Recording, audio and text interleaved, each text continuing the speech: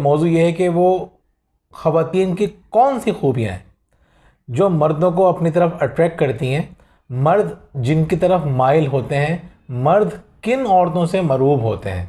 हम जिन 4 बातों की बात कर रहे हैं, अगर आपने ये 4 चीज़ों का ख्याल रखना शुरू कर दिया तो शौहर आपकी इज़्ज़त भी करेगा, मोहब्बत भी करेगा और आपको वो रिस्पेक्ट देगा जो आप डिज़र्व करते हैं। पहली खूबी है, कौन सी खूबी है?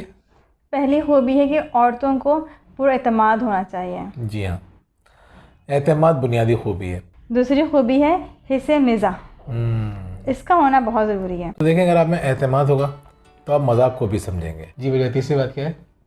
औरत का ज़हीन होना। यस। ख़वातीन सोचेंगी कि सब कुछ हमें करना है, हमें मजाक भी हमें करना है, एतमाद भी हम में हो और जहानत भी हम में हो। इसलिए क्योंकि ज़िंदगी भी आपको अच्छी गुजारनी है। तो तीसरी बात है जहानत।